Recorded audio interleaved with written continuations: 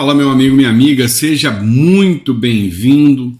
Pessoal, por algum problema, hoje o YouTube não permitiu que o primeiro vídeo saísse, né? Eu tentei, o vídeo está em loop, o primeiro vídeo, com 5 minutos de upload, já tem algumas horas. Então, por algum motivo, estamos sem o primeiro editorial do Café da Manhã. Foi gravado, mas não teremos o editorial.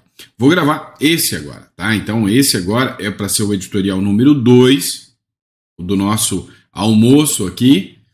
E aí vamos ver se vai subir. Eu tô gravando até de outro lugar. Vamos ver se vai subir, tá bom? E a gente tem muita coisa para a gente poder estar discutindo com vocês, né? Nesse dia meio maluco aí que tá rolando, né? Então vamos falar sobre tudo isso. O Trump e o Lula podem ter a reunião e o Trump deu uma sinalização favorável ao Lula, que já começa a cantar vitória. Enfim, nós vamos falar sobre isso. Teve uma publicação também do Ciro Nogueira que chamou a atenção. Muita gente está aí meio pistola com o Ciro Nogueira, né? A direita está meio perdida, se atacando, porque... cara, a direita, cá entre nós, né? A direita também, em muitos quesitos, deixa a desejar. Vamos ser sinceros aqui, né? Também, né, vamos falar aqui da turma da CNN que deu uma resposta meio atravessada, né, um convidado para a CNN sobre a ação do Trump lá na Venezuela. Enfim, vamos entender tudo isso que está acontecendo. Teve publicação do Flávio Bolsonaro, teve sanção da Lei Magnitsky ao presidente Petro, que a gente precisa falar sobre isso. Então, sejam todos bem-vindos, sempre um prazer e uma honra estar aqui com vocês. Vamos começar com essa matéria do Metrópolis, né? Olha só, aqui. Trump diz que pode reduzir a tarifa do Brasil e sinaliza uma agenda com o Lula. Meu amigo. Brincadeira não, rapaz. Agora, né, o Trump disse que pode encontrar com o Lula, sim, e, inclusive, tirar as tarifas do Brasil, né? Então, para os empresários aí, vão ficar muito satisfeitos com essa situação, né? Os investidores que exportam, os exportadores. E isso pode aumentar a popularidade do Lula, eu já tinha dito isso para vocês. O presidente dos Estados Unidos, o Donald Trump, embarcou para a Malásia nesse sábado e afirmou que pode reduzir as tarifas impostas ao Brasil diante das circunstâncias corretas. E aí, o que chama atenção aqui, né, o alvo de esperança nossa aqui é circunstâncias corretas, né? Quais são as circunstâncias corretas cobradas pelo Donald Trump aí, né? O republicano ainda disse que deve se encontrar com o presidente Lula da Silva em Kuala Lumpur, que recebe a 47ª cúpula das Associações das Nações do Sudeste Asiático. E aí o Lula foi para lá para falar besteira, né? Falou sobre traficantes serem as vítimas dos consumidores, falou um monte de abobrinha lá. Mas mesmo assim, né, o Donald Trump vai acabar tendo um diálogo. Então, é aquilo que eu disse no último editorial que não saiu. Olha, o Donald Trump, ele não fica o tempo inteiro ali olhando páginas de jornais para ver as asneiras que o Lula fala. Ele fica sabendo disso algum tempo ali, antes da entrevista, que algum assessor vai chegar e falar, você vai encontrar com o Lula, ele falou isso, aconteceu isso, isso e isso. Mas vamos ver o que vai rolar, né? Eu acredito que vamos nos encontrar de novo. Nos encontramos na Assembleia Geral das Nações Unidas brevemente, afirmou Trump ao embarcar para a Malásia. Em áudio divulgado pela Casa Branca, questionado por jornalistas se poderia diminuir a tarifa geral de 50% imposta a produtos brasileiros, o presidente dos Estados Unidos indicou que dependeria da negociação, né? Ou seja, o que o Lula estaria disposto, né, a ceder. O jornal da Record também tratou do caso, né? Trump admite reduzir tarifas ao Brasil, mas impõe condições. É óbvio, o Trump é um jogador, ele é um negociador. Você acha que o Trump ia deixar de fazer a negociação com o Brasil? Assim, eu vou tirar porque rolou uma química com o Lula. Esquece, né? Piada pronta se acreditar nisso. Vamos lá, pessoal. Bora acompanhar essa matéria aqui. O governador Tarcísio de Freitas, do Republicano, aparece como favorito na corrida pela reeleição em São Paulo. Segundo pesquisa realizada nos dias 2 e 3 de outubro de 2025 pela Real Time Big Data. Em todos os cenários testados, ele mantém uma ampla vantagem sobre os adversários, impulsionado por uma avaliação positiva de 61% e apenas uma reprovação de 33%, ou seja, ele tem um dobro de aprovação se comparado à reprovação. Lula não chega nem perto disso, né? O Lula está bem ali, reprovação e aprovação bem batendo ali, né? Segundo as últimas pesquisas. E aí o que mostra, né? Que o Tarcísio está com o Iambu na capanga, né? Uma eleição fácil. Mas no cenário principal, Tarcísio soma 52% das intenções de voto, seguido por Márcio França, com 16%, Érica Hilton, com 10%, Paulo Serra, com 8% do PSDB e Felipe Dávila, do Novo, com 3%. Ou seja, aqui dificilmente alguém reverte a decisão em relação ao Tarcísio. Mas, entretanto, há aqui um nome que poderia ser um concorrente a ponto de ir para um segundo turno com o Tarcísio, que é o Geraldo Alckmin, né, o vice-presidente. Quando o ex-vice-presidente Geraldo Alckmin é incluído, Tarcísio ainda mantém a dianteira, com 47%, ou seja, está bem à frente. Mas o Alckmin leva ali a fatia de 26%, 10% de Érica Hilton, né, e 7% do Paulo Serra. Ou seja, se somar aqui, né, 26 mais 10 daria 36, mais 7, 40 e alguma coisa por cento. Ainda assim, né, perderia feio do Tarcísio, sem contar que os indecisos provavelmente vão mais à direita. É aquilo que o Paulo Guedes falou, né? Vai ter uma guinada, não tem jeito. Vai ter uma guinada conservadora e quem apostar no contrário está apostando errado, como pode ter sido o caso do Ciro Nogueira. O Ciro Nogueira deu a entender que ele poderia estar se afastando do Bolsonaro e se alinhando ao Lula depois do atrito com o Eduardo Bolsonaro. Eu não acredito muito, tá? Eu acho que o Ciro Nogueira, que é um cara experiente de praça aí, né? Um cara já conceituado, né, na política, já conhece a política e os meandros da política, dificilmente ele encararia apoiar o Lula sabendo, né, o impacto negativo que isso poderia, né, causar em relação ao Ciro Nogueira, né? Eu particularmente acho que ele não toparia, né, ir para a base do Lula, não. Pelo menos é a minha opinião, né? Não sei. Apoio ao governo. O senador Ciro Nogueira manifestou apoio ao projeto antifacção do ministro da Justiça, Ricardo Lewandowski, voltado ao combate do crime organizado. Qualquer um vai apoiar isso aqui. A declaração feita nesta quinta-feira na Rede CIS chamou atenção por ocorrer em meio a especulações sobre uma possível reaproximação com o governo Lula. Eu acho que isso aqui é especulação barata, até porque eu elogiaria, né, o projeto, sabendo que ele não vai ser aplicado, mesmo assim, né, porque é o governo Lula. Mas o projeto não é ruim, então temos que ser sinceros. Agora, se não é um aliado, se é um desafeto político também, ele também não precisava elogiar. Essa é a regra. Você já viu alguém do PT elogiando alguma medida do Bolsonaro, que foram muitas excelentes? Não. O parlamentar afirmou que nada é mais urgente no Brasil do que enfrentar o crime e destacou ter apresentado um projeto semelhante em 2023. O gesto reforça o tom mais moderado que Ciro Nogueira vem adotando em relação à atual gestão. Tem gente que me disse que o Ciro Nogueira está com medo do Lula ganhar as eleições. E se o Lula ganhar as eleições, o Ciro Nogueira não quer ser um inimigo, né? Muita gente fala que o Ciro Nogueira tem poucas chances de eleição, né, para o Senado, ou seja, reeleição para o Senado, vai ter que encarar no máximo uma vaga para deputado, e não é o objetivo, não é o intuito dele, seria se manter como vice-presidente, que era o que o Ciro Nogueira muito queria, né? Seria o vice-presidente do Tarcísio, era o que ele estava costurando, mas não deu certo. O parlamentar afirmou que nada é mais urgente no Brasil do que... já li isso aqui, né? Vamos lá, bora para a próxima. Essa matéria foi legal, tá? Só que o vídeo travou. Convidado deu resposta inesperada na CNN sobre Trump e Maduro. É o seguinte, o Lula, de uma forma totalmente tosca, besta demais, mas muito, muito besta mesmo, né?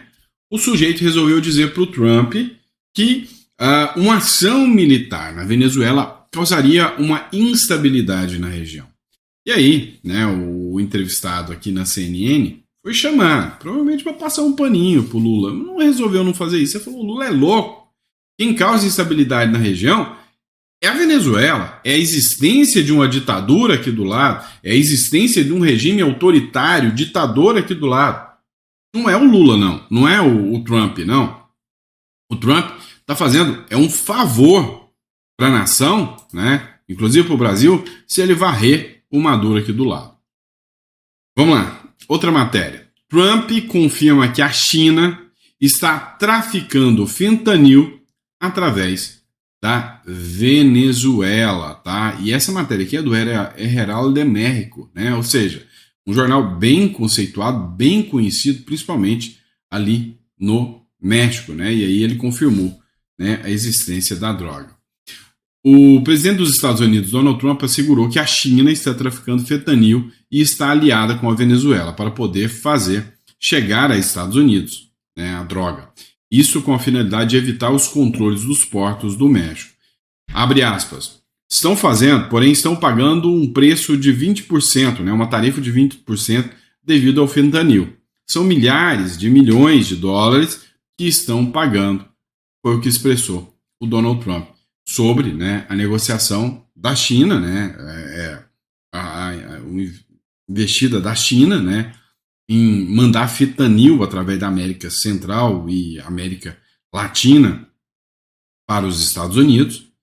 E aí ele falou, eles estão pagando um preço muito caro por causa disso, né, por esse envio aqui, né. Então o Trump, né, tá deixando seu recado claro aí para a China. Vamos lá, pessoal.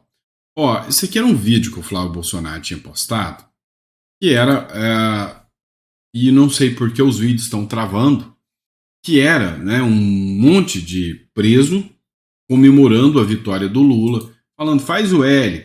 E aí o Flávio Bolsonaro publicou o seguinte, olha, o Lula defende a soberania dos bandidos, não a soberania do Brasil, porque os presídios ficaram em festa com a sua eleição, né? Isso porque agora entraram com ação contra o Flávio Bolsonaro, pedindo a prisão do Flávio Bolsonaro, porque ele disse, numa publicação que o Donald Trump fez, onde o Donald Trump atacava embarcações narcotraficantes, o Flávio Bolsonaro disse o seguinte, olha, eu queria que acontecesse isso aqui também, tem uns barquinhos aí, né, acho que é na Baía de Guanabara, que são traficantes de droga também. Então o Trump podia dar uma forcinha aí, né, para isso aí acontecer.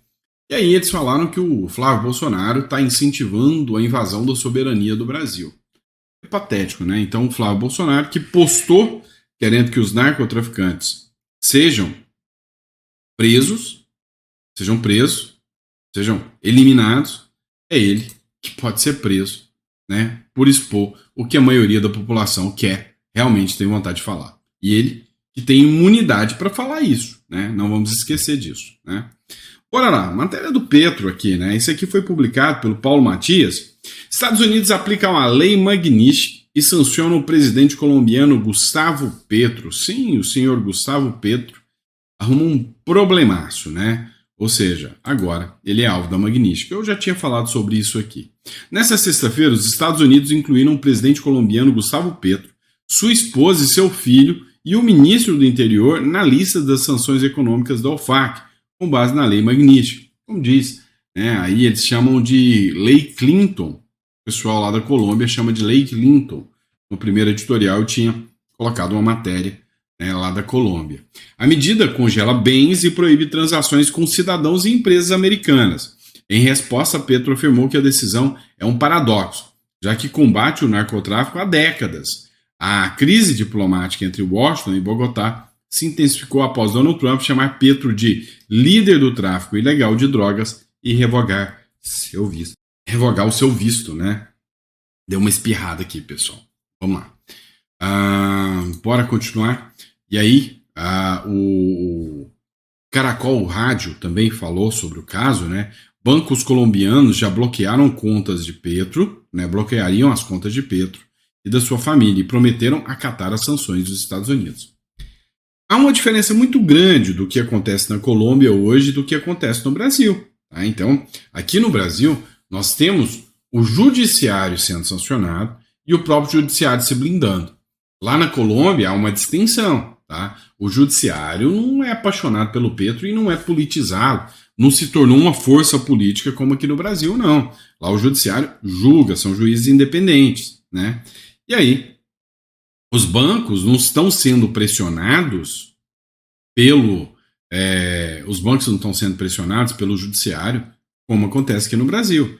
E aí os bancos já falaram: nós vamos pegar o Petro, vamos tirar tudo dele mesmo.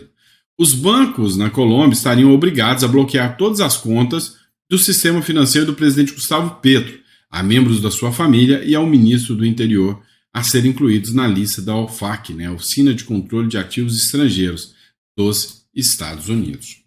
O Ivan Kleber fez inclusive uma publicação aqui mencionando, né, que o setor bancário colombiano já iniciou os procedimentos para bloquear as contas bancárias de Gustavo Petro, esposa e demais sancionados. Isso aí. Acha pouco. O sistema bancário da Colômbia já começa a impor algumas restrições ao presidente colombiano Gustavo Petro, sua esposa, primeira-dama do país, e demais pessoas que foram sancionadas pelo governo americano na tarde dessa sexta-feira, dia 24. Segundo a rádio W Rádio, alguns bancos já noticiaram que deram início aos procedimentos para bloquear as contas dos sancionados. Lembrando que a Secretaria de Tesouro dos Estados Unidos comunicou que instituições que não seguirem justamente essa regra, essa imposição do governo americano também podem ser sancionadas lá nos Estados Unidos.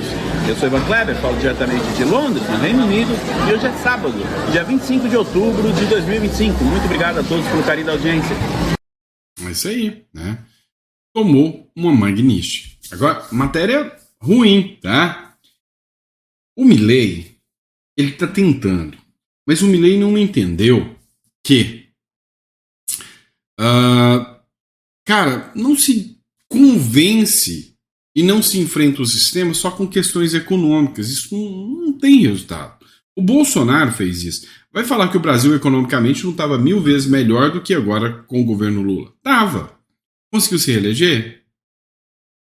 Conseguiu agradar a população toda? Não, porque a mainstream, a mídia, os juízes corruptos, todos estarão contra o cara.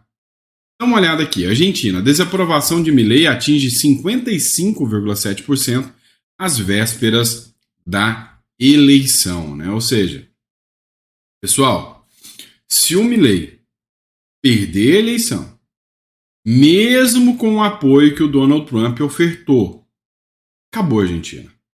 Acabou para a Argentina. Vai ser uma inflação galopante. A situação argentina vai ficar caótica, tá? Se ele perder as eleições legislativas, vai dar ruim. Há 2 dias das eleições legislativas, que podem definir o rumo do governo, o presidente da Argentina, Javier Milei, enfrenta um cenário político e econômico turbulento. Pesquisa divulgada nesta sexta-feira pelo Instituto Atlas Intel mostra que 55,7% dos argentinos desaprovam a gestão do líder ultraliberal, enquanto 39,9% aprovam e 4,4% não souberam responder, né? E aí é péssima notícia para o Milei, né? Porque se realmente ficar confirmado, ele não consegue se reeleger e aí a Argentina vai entrar num colapso. A diferença de quase 15 pontos percentuais entre aprovação e rejeição é a maior já registrada pela série histórica do Instituto, indicando um declínio consistente na imagem do Milei desde o início de 2025, né? A situação ficou ruim para o Milei. O levantamento evidencia ainda que 51,8% dos entrevistados consideram o governo ruim ou muito ruim, contra somente 24% que o classificam como bom ou excelente. O negócio é aquilo que eu falei para vocês. Se não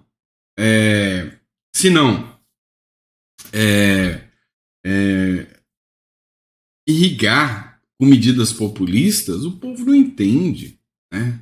E aí péssimo para o Milei essa situação.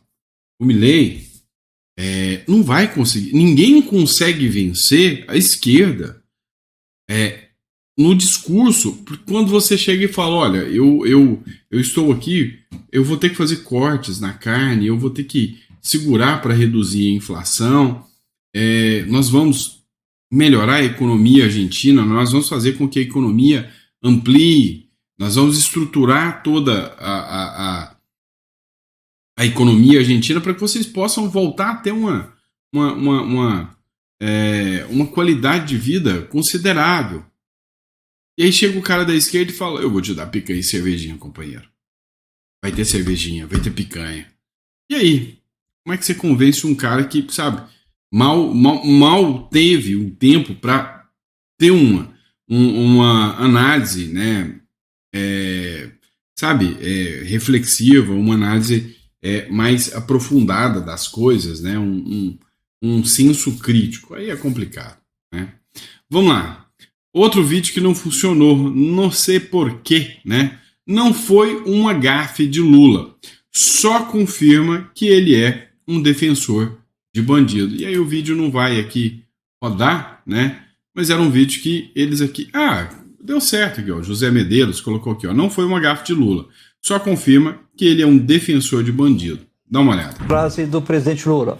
O Nicolas Ferreira, deputado do PL de Minas Gerais, diz o seguinte: Lula acaba de anunciar que traficantes são vítimas dos usuários. No ritmo que vai, daqui a pouco o PCC vira uma ONG, né? O Sóstenes Cavalcante classificou de inacreditável a fala. O homem que governa o país defende quem destrói famílias, quem enche os cemitérios e quem espalha violência nas ruas. Para ele, o bandido é vítima e cidadão de bem é o culpado. Então, está tendo toda uma exploração política, mas Lula serviu na bandeja para ele, para a oposição, há muito tempo. No início do ano, primeiro semestre, o governo Lula cometeu um erro atrás do outro. Depois mudou, foi para o lado da oposição, a oposição que cometeu vários erros. E hoje, numa viagem super importante, onde você vai ter ali esse encontro com o Trump, tudo indica que vai ter, Lula escorrega aí feio e acaba servindo de bandeja num tema muito delicado para a esquerda e que tem uma repercussão eleitoral muito forte. Errou feio o presidente Lula, tanto que a oposição já está explorando nas redes sociais. Marcelo? E aí, Dapi? A declaração dele, né, uma resposta, né, já que é uma entrevista, quando ele começa, não pode ficar nessa coisa de bem contra o mal o tempo todo. Se o tráfico não é o mal, por todas as razões que os colegas elencaram aqui, o que será o mal a ser enfrentado no âmbito da política interna brasileira, na questão de segurança? Se o tráfico não é o mal, por todas as razões elencadas pelos colegas aqui, escuta só. Que é tão sensível a todos os setores da sociedade. Se não é, você vai falar o quê? Não, é tudo mais ou menos, tudo bonzinho. Como é isso? Realmente é um desastre a declaração dele, sob aspecto médico, como lembrou a Flávia, sob aspecto político, sob aspecto quase filosófico, técnico, moral. Técnico, porque ele está completamente errado. Às vezes eu acho que o improviso do Lula devia ser escrito, sabe? As pessoas deviam escrever o improviso do Lula. Ele já escorregou no improviso? Quantidade, porque o improviso, na verdade, trai coisas que ele acha. Ele tem declarações historicamente machistas, por exemplo, tem uma série de declarações que no final das contas está nele. Ele é um sujeito de quase 80 anos. Está nele. Está nele, é o que ele pensa. Ele tem que dar sinalizações para a militância. E aí, eu gostei desse vídeo aqui, né? Porque meio que retrata o que o Lula falou. Para você que não está acompanhando, o Lula diz o seguinte, que o traficante é a vítima do usuário. É o usuário, né, que torna a vida do traficante da forma que ela é. Isso em cadeia internacional. Olha só a sátira. Bora, tem um de 10 aí? Não, tem não. Tem um de 10 aí? Não, me dá um de 10 aí, me dá. Tem não, tem não. Me dá um de 10 aí. Não, faça isso comigo. Eu sei que você tem, me dá, tá vendo como você tem? Não, rapaz. É muito pouco. Me dá um de 50. Não, senhor, de por 50, tu por tem. Favor, me não, dá um de 50. Vai, não, manda. Por favor. Manda. Tá aqui, vai, rapaz, senhor. bata o pé, vai. Não, vai, calma, vai, se embora. Né? Cara, não sei se dá para rir ou se é para chorar isso aqui, né? Vamos lá, o ministro da Defesa da Venezuela, Vladimir Padrinho, afirmou nessa quinta que a CIA está no país sul-americano. Ele disse o seguinte: sabemos que a CIA está presente na Venezuela, disse Padrinho, Podemos enviar quantas unidades quiserem em operações encobertas a partir de qualquer ponto do país. Qualquer tentativa vai fracassar. É atrevido, amostradinho, menino ainda, né? Falou que não, que os Estados Unidos não vai conseguir, né? E que qualquer um que chegar lá vai fracassar. Lembrando que ele, né, esse padrinho aí, é uma figura que já está sancionada pelo governo norte-americano. A declaração do ministro acontece após o presidente dos Estados Unidos, Donald Trump, autorizar ações da CIA contra pessoas ligadas ao chavismo, ideologia política seguida pelo presidente venezuelano Nicolás Maduro, né? Pois é. É cada coisa, né? Ó, o Guilherme Derrite, ele publicou um vídeo aqui em resposta ao Lula. Ele que tem a bandeira e o discurso de combate ao crime organizado, ao tráfico. Olha o que o Derrite falou aqui. Eu assisti a um vídeo do presidente da República, eu achei que era produzido por inteligência artificial, mas infelizmente estamos em 2025 e é uma realidade no nosso país. O presidente da República dizendo que traficantes são vítimas dos usuários de drogas. Toda vez que a gente fala de combater as drogas, possivelmente fosse mais fácil a gente combater os nossos viciados internamente. Os usuários. Os usuários são responsáveis pelos traficantes, que são, vítimas dos usuários também. O mesmo presidente da República, que há pouco tempo atrás, dizia defender os coitadinhos que colocavam um revólver na cabeça das verdadeiras vítimas para roubar um celular só para tomar uma cervejinha. Esse cenário, esse pensamento, que é um pensamento do PT e da esquerda, é um reflexo do que nós estamos vendo na segurança pública nos dias de hoje. Por isso que a segurança pública é tão desafiadora. Eles tratam o bandido como coitadinho, como vítima da sociedade, e não são.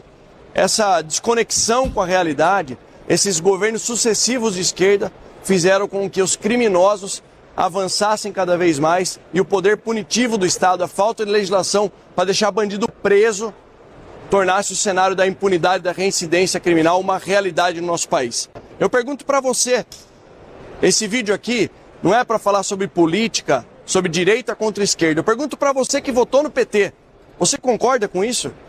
Você concorda que traficante é uma vítima? Imagine para as famílias dos usuários de entorpecente que são dependentes químicos.